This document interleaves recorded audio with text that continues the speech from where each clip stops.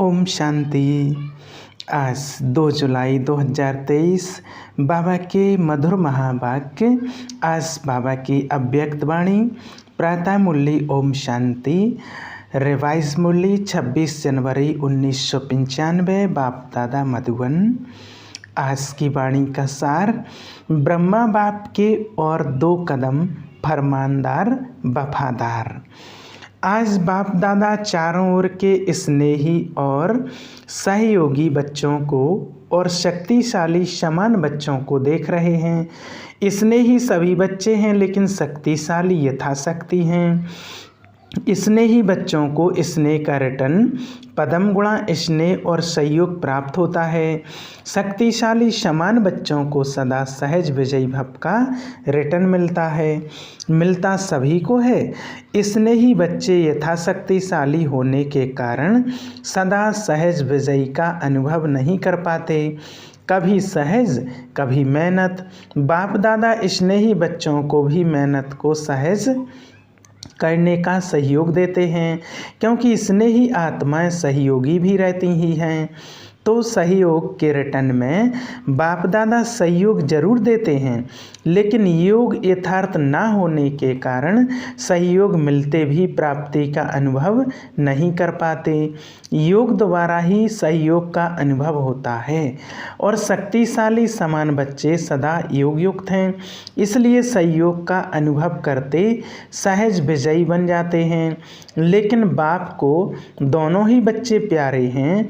प्यार और सदा विजयी रहने की शुभ चाहना सभी बच्चों में रहती है, लेकिन शक्ति कम होने के कारण समय पर और सर्व शक्तियाँ कार्य में नहीं लगा सकते। बाप वर्षे के अधिकार में सर्व शक्तियों का अधिकार सभी बच्चों को देते हैं। अधिकार देने में बाप दादा अंतर नहीं रखते, सभी को संपूर्ण अधिकारी बनाते हैं, लेकिन लेने में नंबरवार बन जाते हैं। बाप दादा किसको स्पेशल किसको अलग ट्यूशन देते हैं क्या? नहीं देते। पढ़ाई सबकी एक है, पालना सबकी एक है। पांडवों को अलग पालना हो, शक्तियों को अलग हो, ऐसे है क्या? सबका एक जैसी पालना और पढ़ाई है, लेकिन लेने में रिजल्ट में कितना अंतर हो जाता है। कहाँ अष्टरतन और कहाँ 16,108 रतन। कितना अंतर है? यह अंतर क्यों हुआ? पढ़ाई और पालना को, वरदानों को धारण करने और कार्य में लगाना, इसमें अंतर हो जाता है। कई बच्चे धारण भी कर लेते हैं, लेकिन समय प्रमाण कार्य में लगाना नहीं आता है। बुद्धि तक बहुत भरपूर होंगे, लेकिन कर्म में आने में फर्क पड़ जाता है। ब्रह्मा बाप नंबर 1 क्यों बना? 2 कदम पहले सुनाए ना। तीसरा सदा बाप शिक्षक और सद्गुरु के फरमानदार बने। हर फरमान को जी हाजिर किया। बाप का फरमान है सदा सर्व खजानों के बरसे और संपन्न बनना और बनाना। तो प्रत्यक्ष देखा कि सर्व खजाने ज्ञान, शक्तियाँ, गुण और श्रेष्ठ समय, श्रेष्ठ संकल्पों का खजाना पहले दिन से लेकर लास्ट दिन तक कार्य में लगाया। लास्ट दिन भी समय संकल्प बच्चों प्रति लगाया। ज्ञान का खजाना याद की शक्ति और सहनशीलता के गुण का स्वरूप, यह सब खजाने लास्ट समय तक शरीर को भी भूल सेवा में प्रैक्टिकल में लगाकर दिखाया। तो इसको कहा जाता है फरमानदार, नंबर 1 बच्चा, क्योंकि बाप का विशेष फरमान यही है कि याद और सेवा में सदा बाप समान रहो। तो आदि से लेकर अंत घड़ी तक दोनों ही फरमान प्रैक्टिकल में देखा ना। स्नेह की निशानी है फॉलो करना। तो चेक करो, आदि से अब तक सर्व खजानों को स्वयं के साथ साथ सेवा में लगाया है। बाप का फरमान एक श्वास व संकल्प सेकंड व्यर्थ नहीं गंवाना है। तो सारे दिन में ये फरमान प्रैक्टिकल में लाया व कभी लाया कभी नहीं लाया। अगर कभी कभी फरमानदार बने और कभी नहीं बने तो किस लिस्ट में जाएंगे?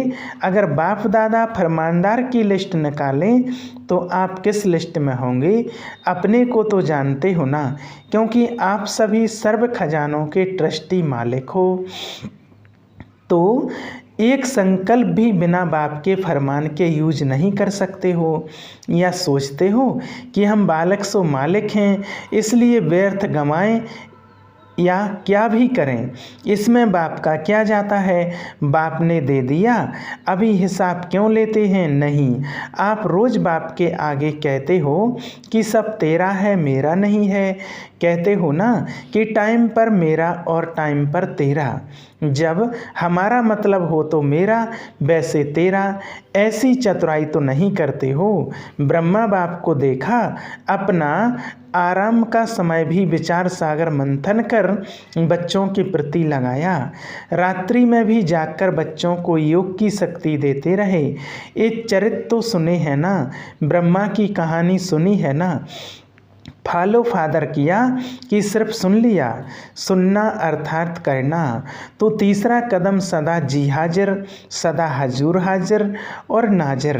कभी ब्रह्मा बाप से शिव बाप अलग नहीं हुए, हाजिर नाजिर रहे हैं ना। बच्चे ने कहा बाबा और बाप ने कहा मीठे बच्चे, तो मन की स्थिति में सदा हाजिर और नाजिर अनुभव किया। सेवा में सदा जी हाजिर किया, चाहे रात हो चाहे दिन हो, सेवा का डायरेक्शन मिला और प्रैक्टिकल किया। और कर्म में सदा हाजी किया, हाजी का पाठ पढ़ाया ना। तो आप क्या फॉलो करते हो? कभी हाजी कभी ना जी तो नहीं करते। तो प्यार का सबूत दिखाओ। ऐसे नहीं सोचो कि जितना बाबा से मेरा प्यार है उतना और किसका नहीं। मेरे दिल में देख लो, क्या दिखाऊं क्या सुनाऊं। बच्चे ऐसे गीत गाते हैं लेकिन सबूत दिखाओ। सबूत है फॉलो फादर। तो चेक करो स्थिति में, सेवा में, कर्म अर्थात संबंध संपर्क में। संबंध और संपर्क में आना ही कर्म है। तीनों में सदा फॉलो फादर है। हर फरमान सिर्फ बुद्धि तक रहता है या कर्म में भी आता है? रिजल्ट में देखा जाता है कि अगर बुद्धि और वाणी में 100 बातें रहती हैं तो कर्म में 50 हैं। तो उन्हों को फॉलो फादर कहें? अधूरे रिजल्ट वालों को फॉलो फादर की लिस्ट में रखें क्या?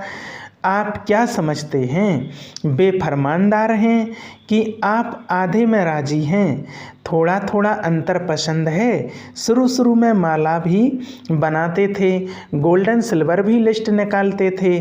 तो अभी फिर से रिजल्ट निकालें कि सिल्वर में नाम देखकर कॉपर बन जाएंगे।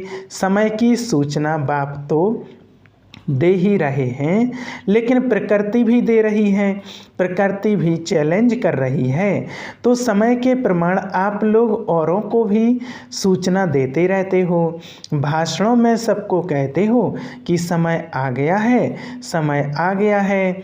तो अपने को भी कहते हो या सिर्फ दूसरों को कहते हो? दूसरों को कहना तो सहज होता है ना। तो स्वयं भी एक चैलेंज स्मृति में लाओ। समय के प्रमाण अपने पुरुषार्थ की गति क्या है? बाप दादा एक बात पर अंदर ही अंदर मुस्कुराते रहते हैं। किस बात पर मुस्कुराते हैं जानते हो? एक तरफ मेजॉरिटी बच्चे कभी कभी 1 सेकंड में सोचते हैं कि समय प्रमाण पुरुषार्थ में तीव्रता होनी चाहिए, और दूसरी तरफ जब माया अपना प्रभाव डाल देती है तो दूसरे सेकंड में सोचते हैं कि यह तो सब चलता ही है, ये तो महारथी से भी परंपरा चला आता है। तो बाप दादा क्या करेंगे? गुस्सा तो नहीं करेंगे ना, मुस्कुराएंगे। और इसका विशेष कारण है कि समय प्रति समय पुरुषार्थ को बहुत सहज कर दिया है, इजी कर लिया है। स्वभाव को इजी नहीं करते, स्वभाव में टाइम होते हैं और पुरुषार्थ में इजी हो जाते हैं। फिर सोचते हैं सहज योग है ना, लेकिन जीवन में पुरुषार्थ में इजी रहना, इसको सहज योग नहीं कहा जाता, क्योंकि इजी रहने से शक्तियाँ मर्ज हो जाती हैं, इमर्ज नहीं होती। आप सभी अपने ब्राह्मण जीवन के आदि का समय याद करो। उस समय कैसा पुरुषार्थ रहा? इजी पुरुषार्थ रहा या अटेंशन वाला पुरुषार्थ रहा? अटेंशन वाला रहा, उमंग उत्साह वाला रहा।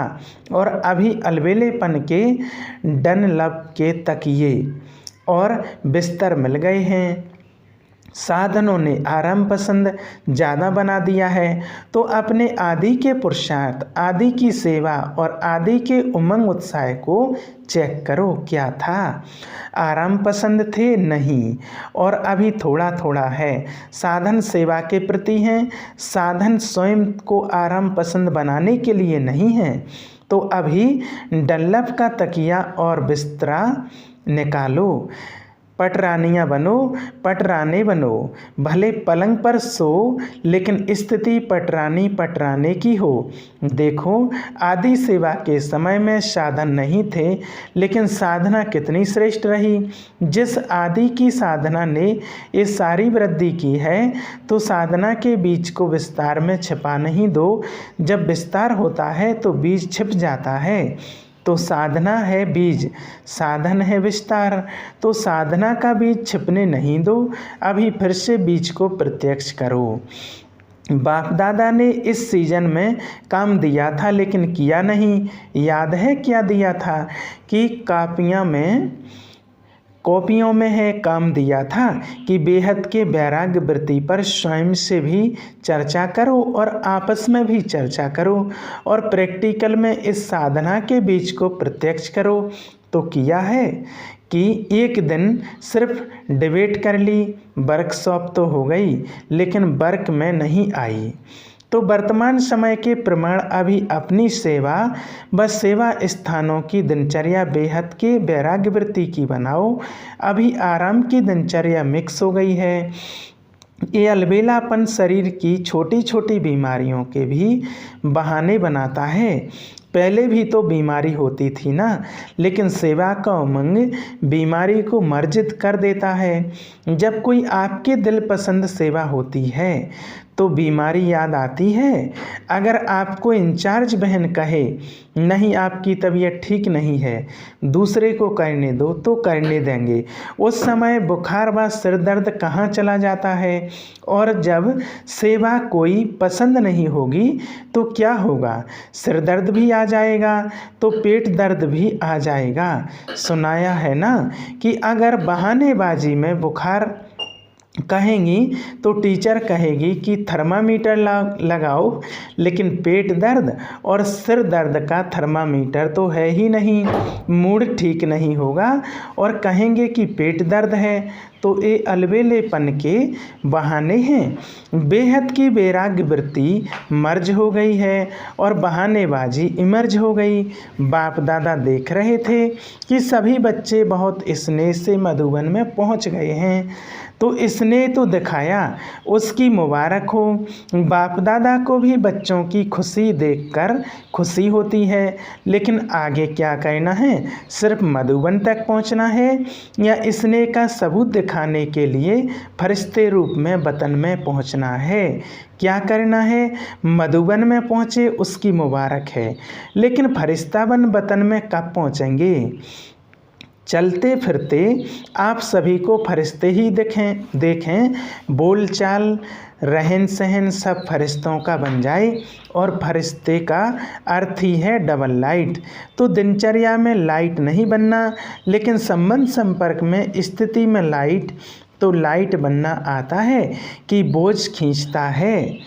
बाप दादा स्नेह का सबूत देखना चाहते हैं, और जब स्नेह का सबूत देंगे तो आपको तालियां बजाने की ज़रूरत नहीं पड़ेगी, लेकिन माया भी ताली बजाएगी। वह विजयी, वह प्रकृति भी ताली बजाएगी। तो अभी कुछ परिवर्तन करो, अभी स्वयं को स्नेह के साथ शक्तिशाली बनाओ। स्वयं के परिवर्तन में शक्ति रूप बनो। सहज योगी करके अलबेलापन नहीं लाओ। बाप दादा देखते हैं कि स्वयं प्रति, चाहे सेवा प्रति, चाहे औरों के संबंध संपर्क प्रति अलबेलापन ज़्यादा आ गया है। ऐसे नहीं सोचो कि सब चलता है। एक दो को कॉपी नहीं करो, बाप को कॉपी करो। दूसरों को देखने की आदत थोड़ी ज़्यादा हो गई है, अपने को देखने में अलबेलापन आ गया है। बाप दादा ने सुनाया था ना कि नज़दीक की नज़र कमज़ोर हो गई है और दूर की नज़र तेज हो गई। तो अभी क्या करेंगे? सीजन का फल क्या देंगे कि सिर्फ बाप आया, मिला, मनाया, मुरली सुनी, ये फल है क्या? हर सीजन का फल होता है ना। तो इस सीजन का फल बाप दादा को क्या भोग लगाएंगे? भोग लगाते हो तो फल भी रखते हो ना, वो तो बाज़ार में मिल जाता है, कोई बड़ी बात नहीं है। अब इस सीजन का फल क्या भेंट करेंगे या भोग लगाएंगे? लगाना है या मुश्किल है? तो देखेंगे कि नंबर 1 भोग कहाँ से आता है। वायदा तो बहुत अच्छा करके जाते हो, कभी भी ना नहीं करते हो, हाँ ही करते हो, खुश कर देते हो। लेकिन अभी क्या करेंगे? टीचर्स नंबर 1 भोग लगाएंगी ना, सभी सेंटर्स का भोग देखेंगे। प्रवृत्ति वाले भी भोग तो लगाते हो ना कि खुद ही खा जाते हो। तो ये नहीं सोचना कि सिर्फ सेंटर वालों का काम है, सभी का काम है। तो फरमानदार का कदम प्रैक्टिकल में लाना है। चौथा कदम वफादार। कभी भी मन से, बुद्धि से, संकल्प से बाप के बेवफा नहीं बनना। वफादार का अर्थ ही है सदा एक बाप, दूसरा न कोई। संकल्प में भी देह के संबंध, देह के पदार्थ व देहधारी व्यक्ति आकर्षित नहीं करें। जैसे जब पति पत्नी एक दो के वफादार बनते हैं तो सपने में भी अगर पर दूसरे की याद आ गई तो वफादार नहीं कहा जाता है। तो ब्रह्मा बाप को देखा, संकल्प भी दूसरे के तरफ नहीं, एक बाप सब कुछ है, इसको कहा जाता है वफादार। अगर पदार्थ भी आकर्षण है, साधनों की भी आकर्षण है, तो साधना खंडित हो जाती है, वफादारी खंडित हो जाती है। और खंडित कभी भी संपन्न पूज्य नहीं गाया जाता है। तो चेक करो कि संकल्प में भी कोई आकर्षण बेवफा तो नहीं बना देती। अगर जरा भी किसी के प्रति विशेष झुकाव है, थोड़ा भी पर्सनल झुकाव है, चाहे गुण के ऊपर, चाहे सेवा के ऊपर, चाहे अच्छे संस्कारों के ऊपर भी अगर एक्स्ट्रा प्रभावित है तो वफादार नहीं कहा जाएगा। सबकी विशेषता, बेहद की विशेषता पर आकर्षित है, वो दूसरी बात है।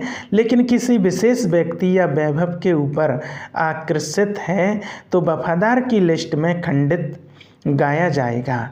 तो चेक करो कि खंडित मूर्ति तो नहीं है, पूज्य हैं। कहाँ एक्स्ट्रा लगाव व झुकाव तो नहीं है। संकल्प मात्र भी झुकाव नहीं वाचा कर्मणा की तो बात ही छोड़ो, लेकिन संकल्प मात्र भी है तो खंडित के लिस्ट में आ जाएंगे। तो चेक करना आता है ना। अच्छा, चारों ओर के स्नेह का सबूत देने वाले, हर फरमान को संकल्प, बोल और कर्म में लाने वाले, सदा स्वयं को बाप समान सिंपल और सैंपल बनाने वाले, ब्रह्मा बाप के हर कदम पर कदम रखने वाले, ऐसे शक्तिशाली बाप समान बनने के दृढ़ संकल्पधारी सर्व बच्चों को बाप दादा का याद, प्यार और नमस्ते। हम रूहानी बच्चों की रूहानी बाप दादा को याद, प्यार और नमस्ते। शुक्रिया बाबा। आज का वरदान, साक्षीपन की स्थिति द्वारा हीरो पार्ट बजाने वाले सहज पुरुषार्थी भव। साक्षीपन की स्थिति ड्रामा के अंदर हीरो पार्ट बजाने में सहयोगी बनती है। अगर साक्षीपन नहीं तो हीरो पार्ट बजा नहीं सकते। साक्षीपन अर्थात देह से न्यारे, आत्मा मालिकपन की स्टेज पर स्थित रहे। देह से भी साक्षी मालिक इस देह से कर्म कराने वाली ऐसी साक्षी स्थिति ही सहज पुरुषार्थ का अनुभव कराती है, क्योंकि इस स्थिति में किसी भी प्रकार का विघ्न या मुश्किल नहीं आ सकती। यह है मूल अभ्यास। इसी अभ्यास से लास्ट में विजयी बनेंगे। आज का स्लोगन, फरिश्ता बनना है तो अपने सर्व रिश्ते एक प्रभु के साथ जोड़ लो। अच्छा, ओम शांति।